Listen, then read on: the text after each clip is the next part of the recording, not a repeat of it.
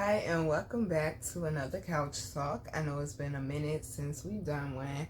This one is what happens when you don't know you have a damaged inner child. And Garden Fam OGs, y'all already know I always keep it funky with y'all. So I'm gonna be 100. This is probably the hardest one I've had to do so far. I was supposed to do it a couple years ago. Then God came to me and told me it's time for me to do it because I've been noticing a pattern with the people I choose to, date, or the people that I've had sex with. I've been noticing a pattern, and I know it comes from my damaged inner child. And of course, like I tell y'all, the only way to overcome something is to confront it. So here we go. I'm gonna keep it 100. So, y'all, I've been fighting to keep my peace because I don't know what the fuck going on. All I know is God been speaking to me heavy, and that's why I kind of been stagnant with posting this week on all my platforms, because I really been spending a lot of time with God, getting into, reading the Bible and praying and purging, because I'm ready to lay this burden down once and for all and fuck over it, y'all. So I did not want to do this, but God been coming to me nonstop. And I usually don't be on TikTok watching people, and God been telling me get on TikTok, and I've been getting all these messages and all these confirmations, and I'm like, this shit is crazy, because this is what God already told me. And it's all these beautiful light workers, and it's all these beautiful tarot readers and card readers and prophetic word people, and to the motivational, inspirational people that have just been feeding me, into the creative as well, because that shit is fire, sir. Regardless, that shit is fucking fire. I just appreciate the love that has been getting poured back into me, because like I said, I really don't know what the fuck is going on, because I blocked this person a long time ago, and God been speaking to me. I was so busy in December, I didn't know nothing was fucking going on, yo. I was just focused on making sure that I stayed on top of stuff and get stuff done, because that was the promise. Well, that was what I told myself I was going to do, when I told my higher ups I was going to do. And I remember I gave a message that said, you need to sit down, because God needs you to hear them. God needs to give you a message. And at the beginning of the year, I sat down and I took a couple of days off. And taking days off don't mean I actually took a day off. It just mean I ain't do no readings. And that's when all this, I started getting hit with everything, and I'm like, oh, this been going on, and I didn't fucking know it. I didn't know people had issues like that with the kid. I didn't know. Okay, I didn't know. So here we go, y'all. So apparently, from what God is telling me and from what I've been piecing together, is my ex is on the internet bashing me, but I can't see anything. I don't know nothing that's going on. But when I say my intuition, and just, I know what I know. I know what I know. So, from the stuff I've been hearing that's been said, I'm like, this is some crazy ass shit, but it ain't nothing new to me, because I know him since at least 2020, he been on the internet bashing me. At least since 2018, when he moved back, he's been going around trying to get people not to like me and this, that, and the third. And please know, I ain't looking for nobody's sympathy. I understand the choices that I made, the person that I almost married. And I understand it comes from my damage in the child. And that's the only reason why I'm getting up here to do this, because I owe that to my garden fam. Y'all been wondering what happened to the couch talks. Well, this is what happened. This was the next one I had to do. And I procrastinated with it, and apparently I procrastinated with it too much, with something infested that I need to address. So technically, the series was already planned. I was supposed to drop it in November. But being the fact that, and once again, I ain't looking for no sympathy, yo. I understand the choices I made, and that's what got me here. Okay, just like I tell y'all, your choices are reflected in your day-to-day life, and I understand that. And I understand there's things I need to work on and deal with, okay? But, this was supposed to drop in November. Just like my mixtape was supposed to drop in November. Just like I'm still behind on 2 deadlines, because I've been busy and focused on the wrong things, needing to focus more on me, and God done set my ass down and made me focus on this healing, because it's time for me to let this shit go once and for all. The reason why it's so much hoop hop and hoorah whatever is because he knew this was coming. So he's trying to, I guess, defend himself before I put out my story. And the reason why he knew it was coming is because my mama breaks in my room every week. And she saw the notes that I took for this couch talk. And it says his name up there. So she knew it was about him. But she also found a forgiveness letter that I wrote to him in 2023. And the reason why I know she found it is because I had the forgiveness letter at the bottom. And when I looked, the forgiveness letter was sitting at the top. My mom does not want me to move out. She wants to control me, and trust me, to the people that's been doing the readings and sending me messages, y'all been spot on with everything. A lot of that stuff I already knew, but y'all confirmed some stuff for me that just sound too fucking wild for me to believe. So I appreciate each and every one of y'all. I done said a prayer for each and every one of y'all. You better bet it, especially if you're on TikTok. I'm gonna try to find you on Instagram and YouTube. Oh, that list for when I retire, who I'm recommending, oh, it got long as a mug. It got long as a mug. I appreciate each and every one of y'all. Thank you for letting me know I'm not crazy. And that's what's really going on, because like I said, I can't see nothing. So y'all, let's go ahead and get into it. I'm not going to do this no different than how I do any other couch talk, because it's for my garden fam, because I know for a fact it's people, male and female, in the garden that have gone through, you know, toxic situations, that have become the people that hurt you, that have not made the best choices. And that's the whole entire purpose why God sent me up here, was to be able to tell people, hey, these are my fuck ups, these are my flaws. When I wasn't in a good space, these are the bad choices that I made. And y'all don't do it. Or if you're in that situation, like, you need to get out of it, or this is how you can grow and heal from it, baby. And so I told y'all I'm in my, technically until spring, I'm still in my 9th year. And I told y'all I noticed that they've been having me doing my healing in front of y'all instead of me going through something. And then once it's completed, I give y'all the story and the spiritual lesson. They literally have been having me out in the forefront doing my healing literally in front of y'all. So y'all done see me go through every type of emotion. Y'all done seen the rawest version of me during what technically is the universal 8th year, but it's my personal 9th year though. So hold on for a second, Martin. Y'all just gonna get over it. My baby is comfortable. Okay, my baby is comfortable. Okay, now let's go ahead and get into this. I'm gonna just call him my ex-fiance. So the reason why is all this nonsense going on that I'm hearing about through other people, because like I said, I can't see it, is because he doesn't want the truth to come out and my truth to come out, because it's not gonna make him look good. But what he doesn't understand is I'm not doing this to bash him. I'm doing this to show people this is what I went through. I made bad choices. This is what I dealt with when I should have left, this, that, and the third. And it's not to bash him, because I plan on, like I do with any Sunday Mimosa couch talk, is tell the fucked up shit I did as well. Okay? Because, like I said, every day I won't get hit upside my head, but it was times when the man would get drunk, we would get into it, but I was abusive and I was toxic as well. But like I told y'all, the difference was I stopped, he didn't. So let's get into this, y'all, because I'm ready to heal, and this shit crazy, y'all. Alright, so also another thing is, I knew this was coming because somebody that I kicked out the garden, he actually came to me and said he was working with somebody and he was listening to my Sunday Mimosa, and the guy said that he knew my ex. And I asked him what he said, but he wouldn't tell me. And I've been noticing that lately. It's like people been around me and they were like, Nina, you know, you really need to love yourself, this and that, but ain't nobody telling me what the fuck going on though. So like, the shit is crazy, but I knew it was coming and God told me it was coming. And that's why when I bucked on him on that live, that's why I was going in, because God told me that basically he was going to flip on me.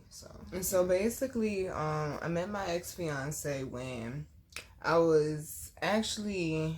had actually dropped out of high school the first time, because it's just in my intuition, I just felt like I didn't need to be there. And it's like I always go against the grain, but it's like, I don't know, it's like I always turn out okay though. But I ended up going over Max's house because I wanted a tattoo of Tinkerbell, because I love Tinkerbell. And it was people over there as usual, but the person that was doing tattoos, he had an attitude that day, and he won't do no tattoos, okay? He won't do no tattoos. So me and my cousin, we were just sitting there, we was chilling, chopping it up with them, and that's actually the day that I say I became conscious, because that's when I found out about King Solomon and Queen Makeda, and then they started breaking down like the history and this, that, and the third to me, and I was intrigued. I'm like, see, this is what I was looking for, because when I was 16, I denounced religion because I didn't feel like religion was like something that spoke to my soul. It's like that's something I always, got me in some fucked up predicaments, but I always try to connect with things that speak to my soul, and religion didn't speak to my soul. So at that point in time, me and my cousin was actually going to a non-denomination church. So I was, I still believed in God and stuff. It's just religion per se, someone telling me how I should do something when, I really want to build my own relationship with God. So I understood that at 16. So when I'm learning about, all this black greatness and stuff, I was intrigued. So I stayed there and we was chopping it up and they was teaching me stuff. And that's when my ex-fiance walked in. I'm not going to lie. When he walked in, he tripped and I lost my breath. We connected eyes. And he tripped and I lost my breath at the same time. So he goes in the house. We was chilling in the sunroom. He comes back out. So he's sitting on the couch. He chilling. He talking to me and stuff. And like he was just asking questions. And we were sitting there having a conversation. I didn't know who he was at first. And then he says his name and I said, oh shit. So if you did not watch my high school couch talks, go back and watch those. Because those are basically prerequisites, at least 9th and 10th grade, because you'll understand what I'm about to say. I realized he was the blood nigga. He was the blood nigga.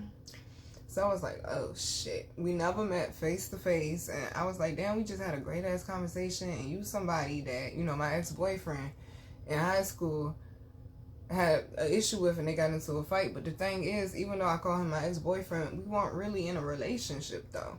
We didn't have each other's phone numbers for real. Like, he didn't call to check on me. Like, he didn't want me to, like, he just claimed me.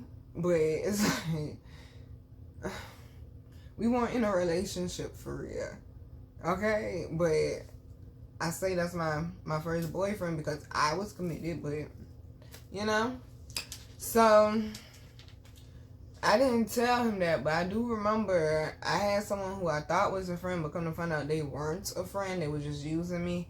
I was like, oh yeah, such and such. I was like, y'all used to like each other. And he was like, no, she used to stalk me, this, that, and the third. Like, his eyes got really big. And I do remember he used to run from her. And I was like, oh shit. I was like, oh. So we was just having a conversation and stuff. And me and my cousin left. And come to find out later on, he told me that they actually came looking for us because we stayed in the same neighborhood. And he told me that him and a homeboy actually came looking for us, but we disappeared too quick because we had to hurry up and get home because we weren't supposed to be out the house. So I ended up moving, and I ended up staying with my grandparents for 3 weeks. Then we ended up moving back to Pistol City, and that's when we ended up in the apartment that we're in. I ended up finding the apartment. I ended up basically helping my mama with everything, helping her with getting, like, it's like she was nervous, so it's like I was her support. I'm like, you need to go, you need to do this, you need to go to U-Haul and do this, you need to do this. And it's like, I'm 17 and I don't even really know, but it's like I'm helping her because I'm just trying to lift the stress off her. So we move and stuff into the apartment. And I had MySpace, and he just so happened to come across my MySpace, so I added him as a friend. I was like, hey, you remember me? And he was like, and I explained who I was. He was like, yeah, I remember you. And basically, we was flirting back and forth, and he was like, you gonna let me get your number? And I made him wait for a little bit. I made him wait for like a week or something to get my number. He was like, yeah, so when I'm gonna get them digits. So I finally gave them to him. And we ended up linking up when my sister's, it was her, I guess you call it her boo thing at the point in time. His uncle had like this big dumb house in one of the cities out here. So I was like, hey, you free tonight so we can link up, da da da. So we ended up scooping him up, and when we went to go pick him up, my sister's friend stopped at the gas station, and that's when I told him, I got something I need to tell you. And he was like, what? And I was like, my ex-boyfriend is Lou, who I mentioned in the high school couch talks. And his eyes got big again. I was like, is that gonna be a problem if you don't want to talk to me no more? I understand, da da da. And he was like, no, that's not a problem, this, that, and the third. And I think that's when his ego kicked in. And that's when it became a thing, like a competition thing in his head. Like, basically, he wanted to be able to get me as revenge to my ex-boyfriend. But I didn't realize that until I was meditating with God this week. Yeah. Naive ain't the word, bruh. So we ended up going to the uncle's crib. And we did a little touchy-feely, but we didn't have sex. I was still a virgin at a point in time. And he asked, could we have sex? And I told him no. He said, can he go exploring? I said no. Okay. Well, I told him he could go exploring, but you can't stick nothing in. But it was just a little touchy-feely, and then we ended up in a relationship, and I thought it was significant because it was on my auntie's birthday. So I was like, oh, this is a sign, this means something, this must be the person, you know, I was supposed to be with, could be in a relationship now, da-da-da. But it didn't feel like a relationship because he could barely keep his phone on. And, I mean, he was staying in his grandparents' house, and his aunt was actually selling it because his parents didn't raise him. His grandparents did, and both of them actually passed away back to back. So it's like I had sympathy for him because he was staying in an abandoned house. He didn't have any food. Like, he didn't have a car. He was working, but he wasn't really making no money. And boy, do I know that struggle. And it's like I started feeling like bad for him and stuff. And it's like my heart just completely opened up to him. It's like I wanted him to feel like he had somebody. So he ends up coming over one day to meet my family, and we were getting Burger King. So he ends up ordering 2 sandwiches, and my mom was like, he wants 2 sandwiches? I was like, that's what he wants, that's what he wants. So she goes to Burger King, she gets the food, she comes back, we're sitting down, we're eating, and my uncle comes on, and my uncle didn't have anything, so he gave him one of his sandwiches, and I thought that was so sweet. I was like, oh, he got a good heart, this, that, and the third. So like, it just, to me, it showed that he had a good character, okay? Because he has tried to help people, this, that, and the third. I'll give him that. So he would come over a few times, and that's when I started realizing he's hungry. So he came to pick me up for Valentine's Day, but it was, I want to say it was after Valentine's Day when he came to pick me up. He came to pick me up when he got paid. So I had got him a car, and I think I got him some Reese's because he loves Reese's. And we were supposed to go to dinner, but like I told y'all, I don't really like dinner in a movie because I feel like it's boring. It's like, I want to like kick it with you. I want to know like where you from and stuff. So I was like, I want to go to your crib. And he didn't want me to come to his crib. And I'm like, no, I want to go to your crib. I want to, you know, see where you grew up, this, that, and the third. Because I feel like that could really get me to understand you better and get to learn you better. And that's when he took me to his crib, and he had his cousin drive us. And so he was like, she want to go to the crib. So we went to his crib, and we had to go through the back door, and he didn't have a key. So he had broke the glass so he could be able to open the doorknob from the inside. And that's how we got in. And it was a kitchen table, and it was, I believe, a chair. It might have been 2 chairs, but I know it was 1 chair for sure. And that was all that was in the kitchen. I mean, it was refrigerated, but it was empty. There was nothing in the living room. And in the room he stayed in, it was a chair and a couch, I believe. And it was toilet paper. And that's basically all that was in the house. So I really started feeling bad for him. But, like, we started getting to know each other. And one thing led to another. And he gave me a favor. If you know what gave me a favor, me. He asked me for one, and I told him no. And he was... y'all, I'm trying to get through it, y'all. I'm trying to get through it. So I gave him his car and his Reese's and stuff, but he didn't give me anything, so I was upset. I'm not gonna lie. I was like, you know, I finally got a boyfriend for Valentine's Day. You ain't gonna give me shit? That's fucked up. So I'm like, at least a 50-cent card. Like, I would have been happy with just the card. So they dropped me off, and I'm walking, and I give him a kiss and say bye to him, and I'm walking down the sidewalk. I'm like, he ain't even gonna walk me to the door, the fuck? Okay. And he was like, Nina, and I turned around. He was like, come here. And I came, and he had a card behind his back, and he gave me a card. And I was like, oh, I was like, thanks. But I was still upset. I'm like, damn, like, you could have been gave it to me. He was like, Nina, he was like, come here again. Cause I was walking off, and I come back, and he said, told his cousin to pop the trunk. And he popped the trunk. When I say he pulled out the biggest bear I ever seen in my life. Okay. And I love the bear, and I named the bear after him. And I was just so excited, and he was smiling from ear to ear. And I ain't gonna lie, I thought it was a lot. I thought this was the person I was gonna spend the rest of my life with, but shit happens. Okay, shit happens. So like I said, he would come visit me, but we never went anywhere. We never did anything because neither one of us had any money. So I went to go see him one night, like just to visit for like a couple hours. And I ended up telling him about one cousin that molested me. Cause I felt like I could trust him, you know, in confidence. And he was like, I'm sorry you went through that, da, da, da.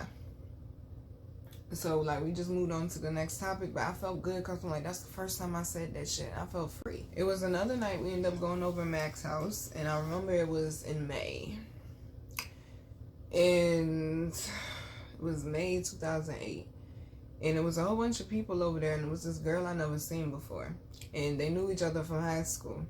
And I noticed she was a little touchy-feely, a little bit too touchy-feely for me. So I'm trying to keep my composure, because I know my temper. Because once I pop, yeah, that's it. It's over. It's over. It's over. So I'm trying to keep my composure.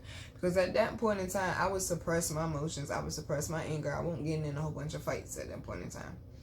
So it got to a point where she left out. She came back, and she claimed she was high. And he was sitting on my lap. And she pulled this man off my lap. And he's sitting in between us. But he didn't say nothing to her. When I say I got up with the quickness and I walked, and somebody came to like walk with me to try to keep me calm and stuff, and I was like, no, I'm ready to go home. Because I already saw what was happening. Because I'm a virgin, I ain't giving you nothing. You about to cheat. I already saw what was happening. And sure enough, I got dropped off, and he ended up breaking up with me a few days later, and I already knew what it was. So I was upset and I was depressed. I'm talking about my mama would come home, I'm crying on the floor, and she was like, Nina, you gonna be okay, and da-da-da. And I'm like, I just don't understand why the fuck I just won't good enough. And it's because of my unhealed inner child with the issues that I have with both of my parents. So he ended up coming to see me for his birthday. He came to see me for a couple of hours, and I don't know, I just tried to make him feel special because I was grateful that he came to see me. And next thing I know, we ended up getting back together. He came to see me in August, and we ended up getting back together. He actually proposed to me, and I said yes. Well, he asked for my hand in marriage. He didn't propose yet. I didn't have a ring yet, but I said yes.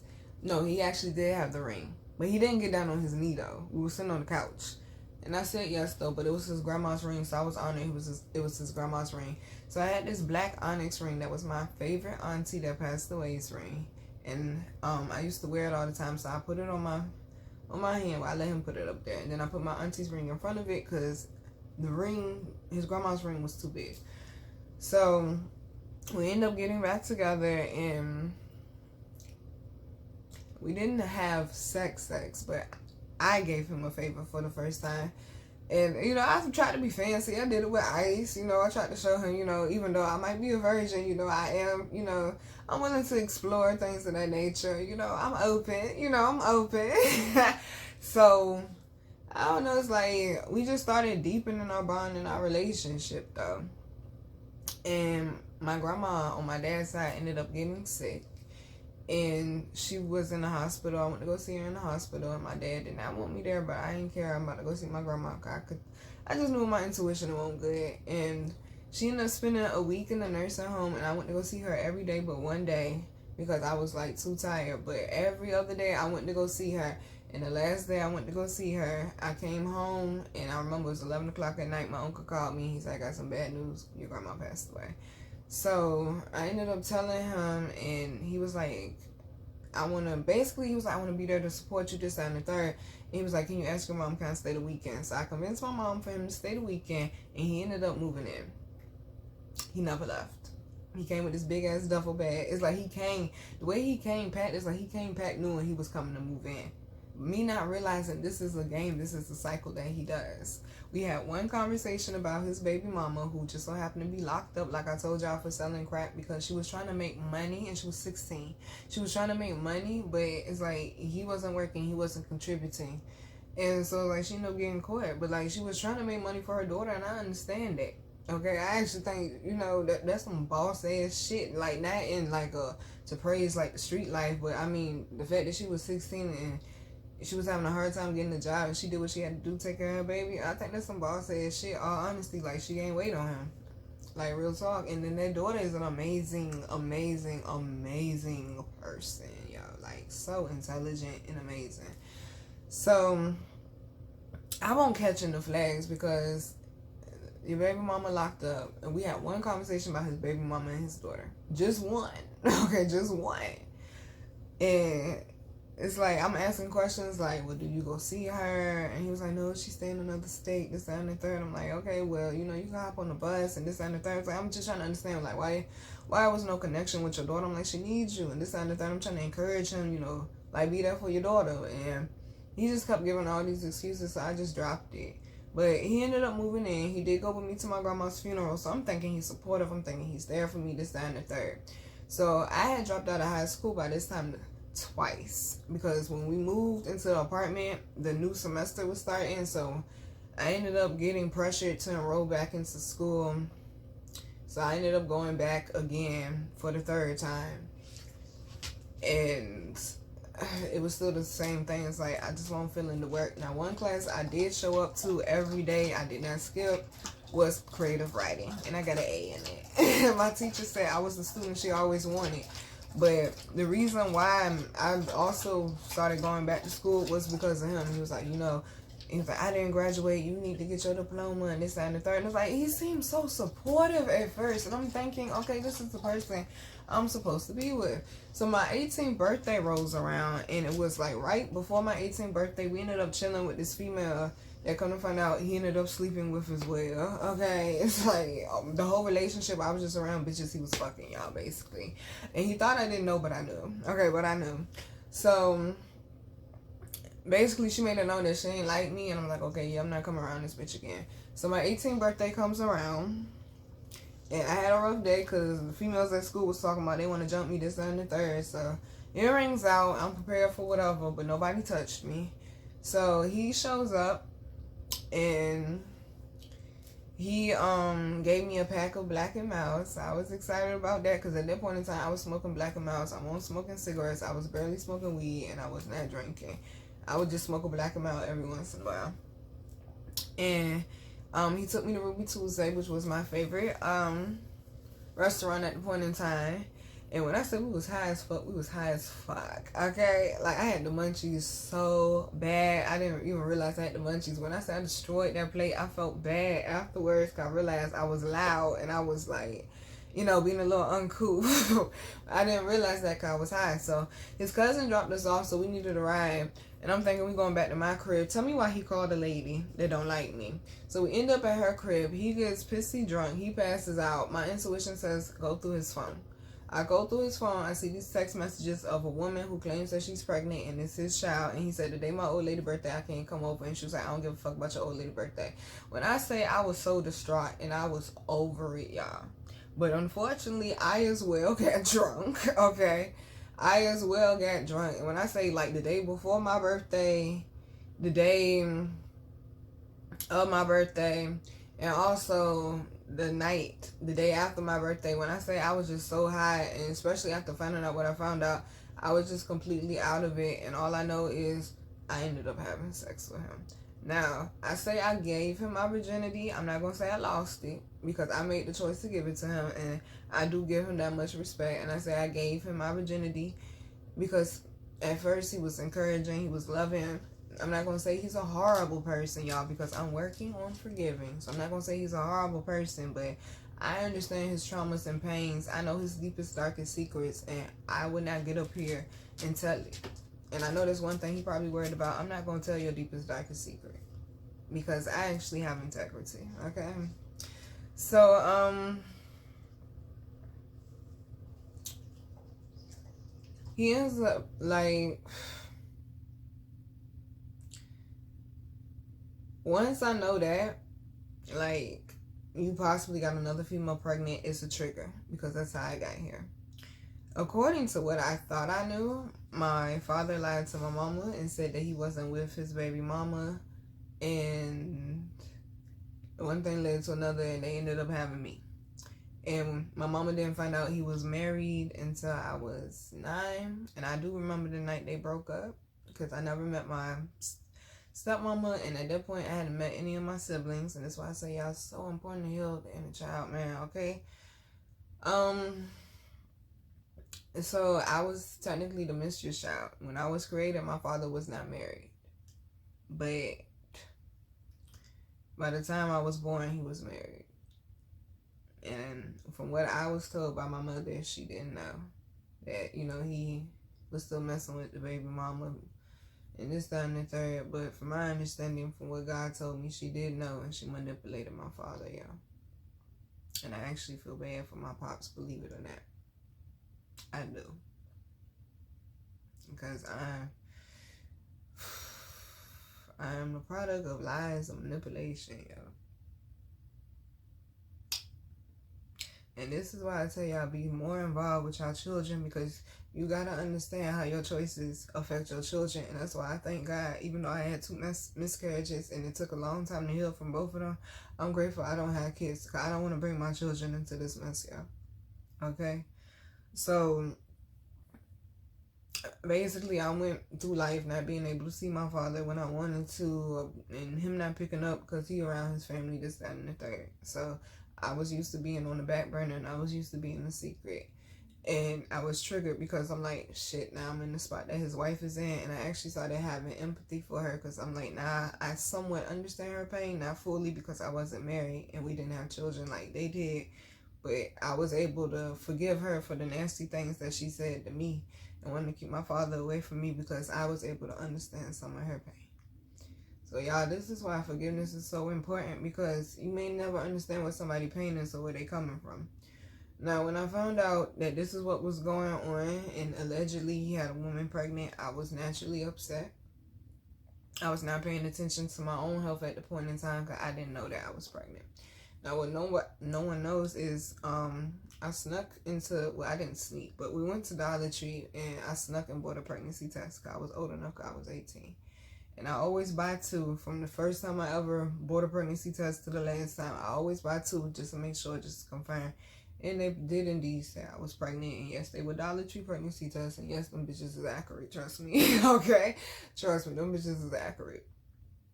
So my hormones was just all over the place. And I'm not making no excuses, because as y'all know, I own my shit. Because of what I went through with the relationship in high school, with when I'm encouraging him and I'm telling him to do better, and I'm getting pushed, I'm getting hit in the back of my head.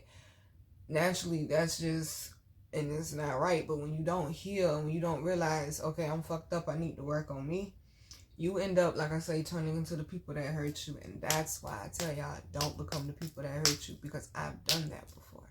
And that's how I came up with that saying. I've done that before. Don't become the people that hurt you. So I started fighting him. And no, it is not right. And that's why I say I've been on both sides of the abuse, where you didn't do anything, you getting hit, you getting pushed, and where because you're hurt and you can't communicate, you put your hands on the person. I did not hit that man in his face at this point in time in the relationship. I would hit him in his back and stuff, and no, it is not right, and I know it's not right. I would hit him in his back and his chest, and he would restrain me. Sometimes he would go too far with the restraint, but at the same time, he was defending himself, and I own that shit. I've said that before. I've said this before. I've said this before. That's not a secret. It's not a secret that I've done that. And it's because I've done that because I was unhealed and I own my shit and I wanted to become a better person. So it was during that part of the relationship, I would just haul off and hit him because I was hurt. I was angry because I'm going through this. And you don't even know I'm pregnant, but then you over here with this female, she talking about something, she pregnant, this, that, and the third, and you lying to me, and you don't know, you don't think that I don't know that, and I do. And we sitting up here writing poetry back and forth to each other, and you don't put a ring on my hand, I'm thinking we locked in, so I was upset. But what he didn't understand is, even at 18, I'm thinking as a wife. I'm thinking as a wife, like, you don't leave your husband just because it's hard times, or just because y'all going through something, or just because they have a child or stepped out. That don't mean you automatically walk out on the person. If the love is real, you try to work it out, you try to build, and you try to become better. What happened was he got tired of the abuse and stuff. He ended up confessing to me. It was a Sunday night that he had court, and he had got caught in the car with his god brother, he says, with a gun, and he had charges, and he just not telling me he got caught on Monday. So naturally, I'm stressed, I'm upset. Like, I'm trying to get him some just in case you get locked up, pussy. I'm just being 100 with y'all. I'm just being 100 with y'all. And go to sleep. We wake up the next day. We the only ones in the apartment. So we go to the back and we had sex, but then we end up getting in an argument because I know he was lying. That's why we would end up getting in an argument, because I'm like, I know you lying. Why are you lying for? And we end up getting into another fight. And I do remember he slammed me on the bed, and I just remember I was fighting him. But it's like I got to the point I wanted to stop because I started hurting. Right.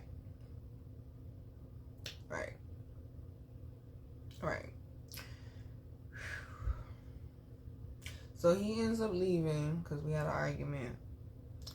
And I'm like, that's not how I wanted that shit to go, because you got caught this, that, and the third. I'm trying to go to sleep. I can't go to sleep because I'm cramping. I'm in so much pain. And I felt this nasty gush feeling. And I get up, I go to the bathroom. And it's blood, like, at the top of my thigh. And I already knew what the fuck was happening. I sit down on the toilet. It was a lot of cramping, a lot of screaming, a lot of crying. And I heard a small plop in the toilet. I turned around, it was something about this big, and it was like a grayish yellow color. Me and his mother, she didn't like me because when they started getting back in connection again, he was dealing with the lady he broke up with me to be with, and he said he came back because he can't stop thinking about me. And that's another reason why I let him come back. We actually ended up getting in contact with each other because he disappeared. No one knew where he was, and we were worried about him. She ended up finding out where he was before I did. And when she found out where he was, she kind of stopped communicating with me. I inboxed him on MySpace finally. He hits me back. I'm like, can we talk? He was like, for what? Da-da-da-da. And I'm like, just come over.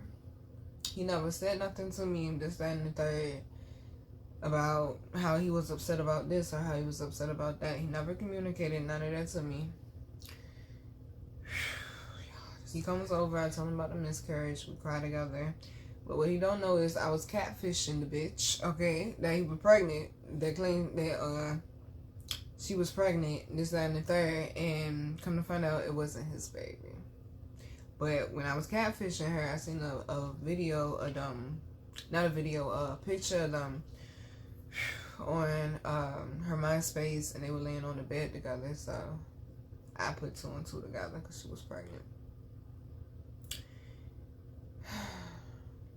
So like I said, he had moved in with us, so he ended up moving back in. I didn't know he had left, okay, but he ended up moving back in, and we talked it out, and it's like our connection got stronger and our connection got deeper, because when you go through a miscarriage, it's like all you want to do is be held and feel like you're protected and just cry the shit out, yo, like for real. But our connection got deeper. It's like I had got my GED. When he was gone, I got my GED. I had ended up getting my license in January, and I signed up for college as well. I think I signed up for college in February. So it's like I was making moves towards like securing my future and getting things back on track. It's like, yeah, I dropped out of high school 3 times, but I'm not just gonna sit here and do nothing. Like, I've always been a proactive person.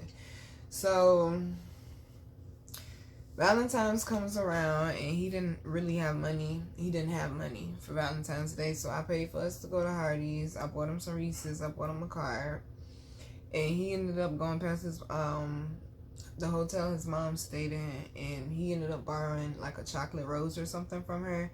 And so he came back and he gave me a chocolate rose, and I'm thinking he went and bought it for me, but come to find out when she came over, she was like, oh, I was wondering what happened to that. She was like, that was mine. I was wondering what happened to that. So after our Hardee's date, though, we ended up going to the next court to go chill with some Navy boys. And I didn't like the energy. I didn't like the vibe over there. I ain't gonna lie. And when I'm reading the energy, reading the room where I'm not comfortable, I'm introverted as fuck, okay? I'm introverted as fuck. So I wasn't comfortable. I was ready to go. And we ended up going back to the crib. Now, his baby mama ended up coming home. And boy, when I said she cussed that man out for filth, and she had every right to be upset. You ain't checking on the baby or her. He ain't writing out one letter to this lady. I mean, she didn't have a number to call because his phone was always off. He changed the numbers this and the third. So I understood why she was upset. And I remember he came home one night. And when we woke up the next morning, because he had stayed out over Max's house. And when we woke up the next morning, he had a black eye. And I was like, what happened to your eye? And he was like, oh.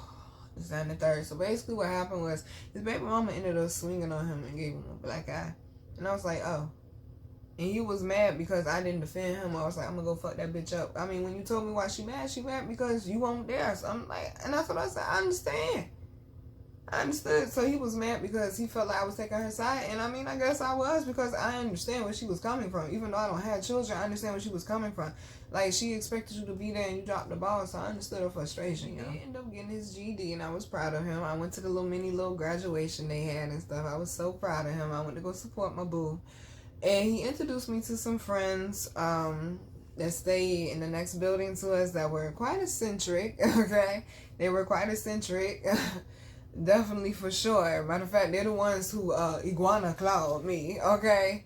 But, I mean, it was cool people, but I didn't realize he was going around to different places. Like, he go over there with the Navy boys. They got alcohol. He go over there with the people. Oh, by the way, they was white. We called them, Mike and Jesse, damn it. That's the names, okay? They was white, but it was cool as shit, though. And then even Max house, like, it's always smoke, it's always drinks. And I didn't realize he was bouncing from place to place to place because he was using people.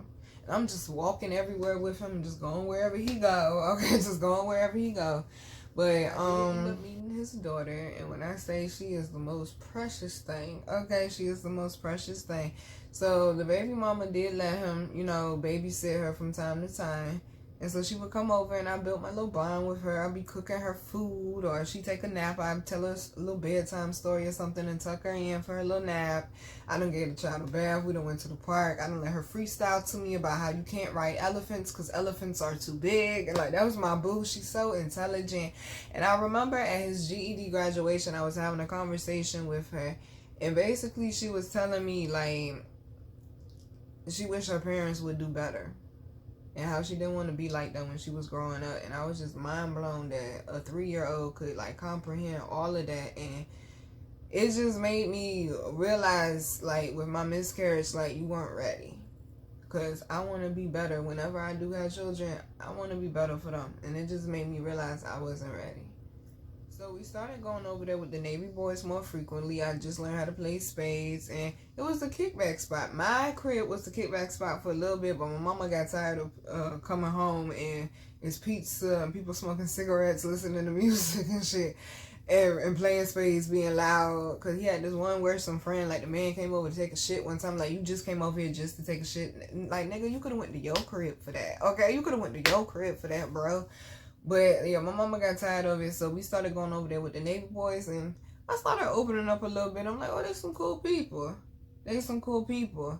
So we started frequenting, going over there more, and that's when shit started to really take a left turn in our relationship. So, babies, I'm going to go ahead and end it right here with episode 1, when you don't know you have a damaged inner child.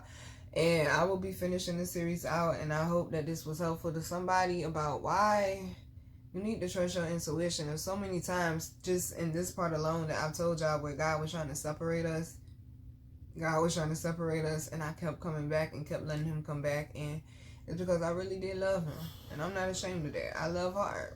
I really did love him. So this is why I tell y'all, before you give love to another, make sure you always give love to yourself. See y'all in part 2.